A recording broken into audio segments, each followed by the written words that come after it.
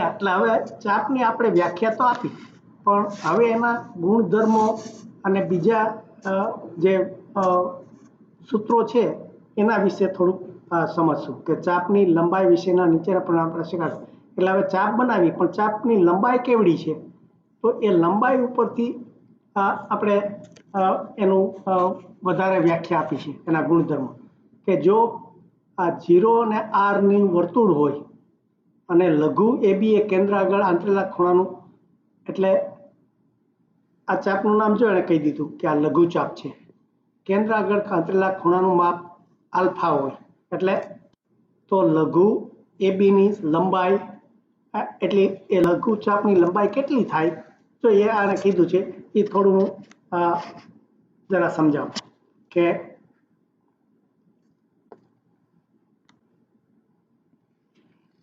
આપણે વર્તુળ હોય અને એના જો કેન્દ્રમાંથી આવી રીતે આ ખૂણો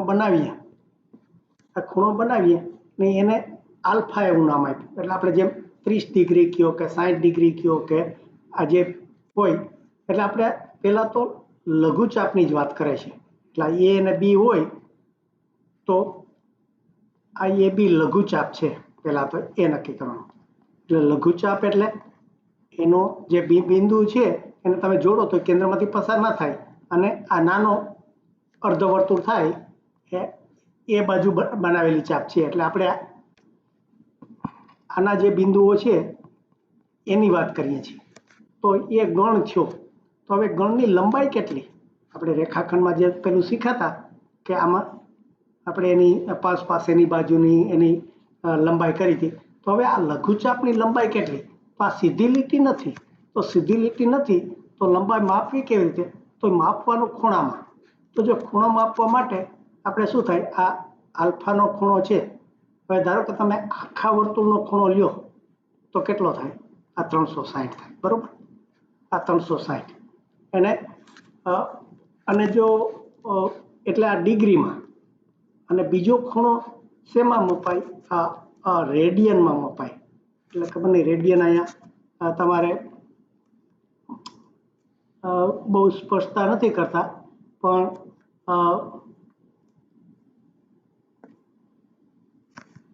આખા વર્તુળનું છે એને ડિગ્રીમાં માપવું હોય તો 360 થાય અને રેડિયન બીજો માપ. એટલે આપણે જો જેમ આ ફૂટ અને સેન્ટીમીટર શીખીએ, આ લંબાઈ હોય તો લંબાઈ આપણે આ ફૂટ કે ઇંચમાં માપી શકીએ, અથવા તો એને લંબાઈ આપણે સેન્ટીમીટર અને મીટરમાં માપી શકીએ. એમ જે બે માપ હોય છે એવી રીતે આ ડિગ્રી હોય છે. આ ડિગ્રી માપવાના બે વસ્તુ છે. તમારે ડિગ્રી માપવી હોય તો 360 ડિગ્રી કયો, અથવા તો 2πr એ રેડિયનમાં કહેવાય. 2πr એટલે આ પાય એટલે આપણને ખબર છે, r એટલે એની રેડિયસ. એટલે જો વર્તુળ કેટલું મોટું થાય એનો જે r એટલે આપણી આ ત્રિજ્યા થાય, એ ત્રિજ્યાને તમે 2r એ ગુણી નાખો. કારણ કે આપણે આ પરિઘ શીખાતા, આપણે પરિઘ આપણે 2πr છે એ લંબાઈ થઈ હતી. આગળ આપણે ભણી ગયા આ 2πr એ પરિઘની લંબાઈ થઈ.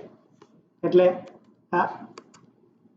એને ડિગ્રીમાં ફેરવું હોય, જો આપણે એમ કહીએ કે 360 ડિગ્રી હોય તો એ 2πr લંબાઈ હોય.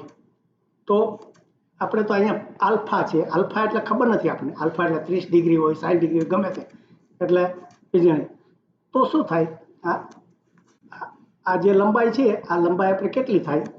જો ફરીથી આપણે આ એક વર્તુળ હોય એની લંબાઈ આપણે જોઈએ, આ કુલ લંબાઈ હોય એ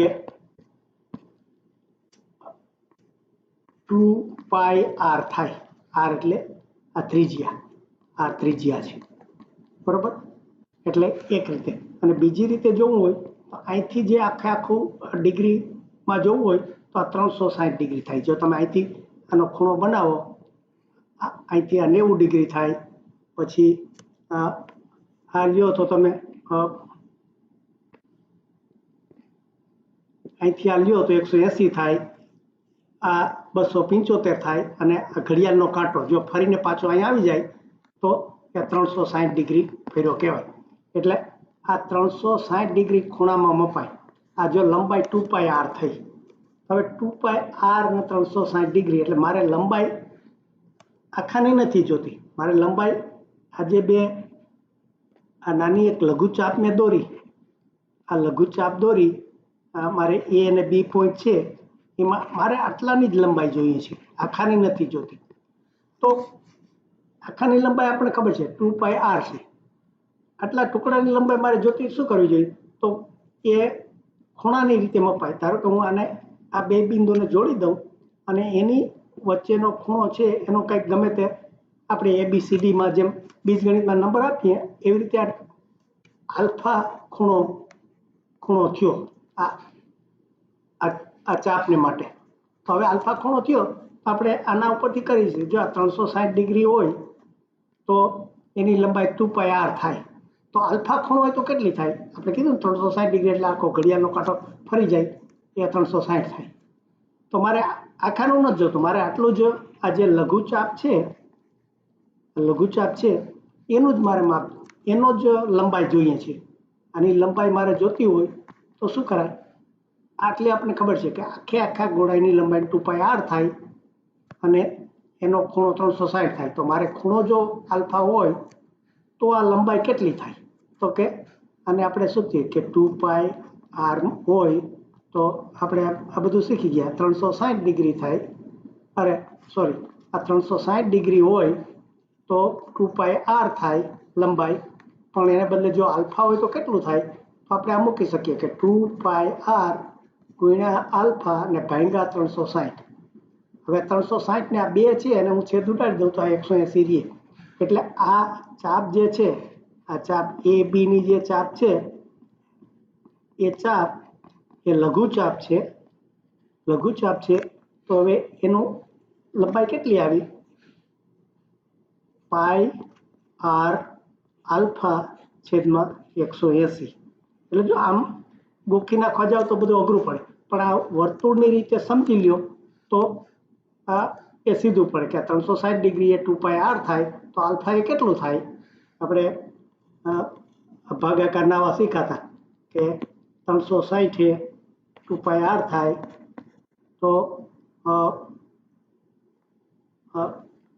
તો આલ્ફા એ કેટલું થાય? આવું આપણે ગણિતમાં તમે શીખી ગયા. એટલે એનો ઉપયોગ કરી અને આપણે આની આ લઘુચાપની જે લઘુચાપ મેં નીચે બનાવી આ AB આની લંબાઈ શોધી કાઢી.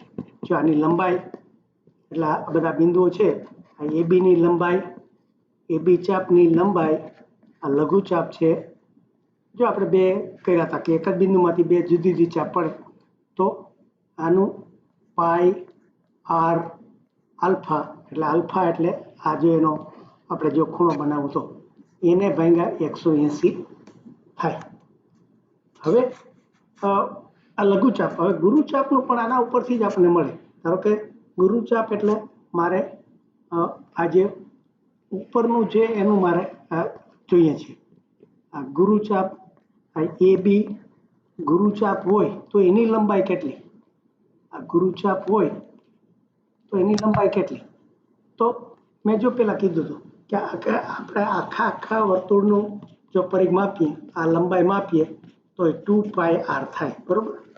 હવે આપણને જો આ નીચેનાની ખબર છે, નીચેનાની આપણે એટલી ખબર છે તો શું કરી શકાય? આ બાકીનાનું આપણે મોટાનું જોતું હોય તો આના ઉપર થાય કે આખામાંથી આટલું બાદ કરીએ તો ઉપર નાનું આવે. એટલે આ AB લઘુચાપ અને AB ગુરુચાપ તમે ભેગા કરો તો આખું વર્તુળ થાય. ગુરુચાપ એ બેને ભેગા કરો તો આખું વર્તુળનો પરિઘ થઈ જાય. એટલે આખું વર્તુળ થઈ જાય. તો હવે આમાંથી ઊંધું છે, મને આ લઘુચાપનું મને મળે છે, વર્તુળની મને ખબર છે, તો અમારે ગુરુચાપનું જોતું હોય તો શું કરાય કે એમાંથી આ બાદ કરાય. એટલે આ આખા વર્તુળનું ફરીથી આ વર્તુળનું ચાપનું જો ફરી આ લખી જાઉં, એ બી આ લઘુચાપની લંબાઈ વત્તા એ બી પોઈન્ટ કરું છું, એ બી ગુરુચાપની લંબાઈ બરાબર વર્તુળની લંબાઈ. હવે એ બી લઘુચાપની આપણે પાઈ આર આલ્ફા છેદમાં 180 કર્યા હતા, એટલે આલ્ફા એટલે આપણે આ ડિગ્રી અહીંયા જે કરી હતી ખૂણો બનાવ્યો કેન્દ્રમાં 180, અને ગુરુચાપનું આપણે શોધવાનું છે વત્તા ગુરુચાપની લંબાઈ કેટલી થાય ખબર નથી, બરાબર વર્તુળની લંબાઈ કેટલી છે 2πr. તો મારે જો ગુરુચાપની જોતી હોય એ બી ગુરુચાપની લંબાઈ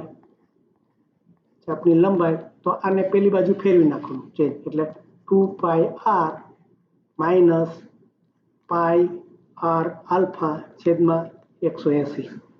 એટલે આ રીતે આપણે ગુરુચાપની લંબાઈ શોધી શકીએ. એટલે જો આપણે આને કીધું, જો આ લઘુચાપની આપણે શોધ્યું કે પાઈ આર આલ્ફા 180 ના અર્ધવર્તુળચાપની લંબાઈ 2πr છે.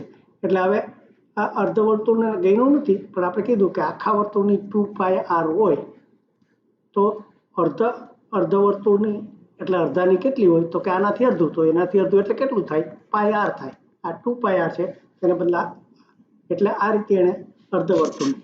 અને જો ગુરુ વર્તુળની શું કરી, તો કે આપણે જે આખા વર્તુળની છે એમાંથી લઘુ વર્તુળ, આ લઘુની આપણે જે હિસાબ કર્યો હતો એ બાદ કરી, એટલે 2πr માંથી પાઈ આર આલ્ફા છેદમાં 180. એટલે આ રીતે આપણે આ 3 પ્રકારની ચાપ જોઈ અને ત્રણેય ચાપનું લંબાઈ કેવી રીતે માપવી ખૂણાના ઉપરથી એ નક્કી કર્યું. એટલે જો આ બધાનો પછી આપણે ઉપયોગ આવશે.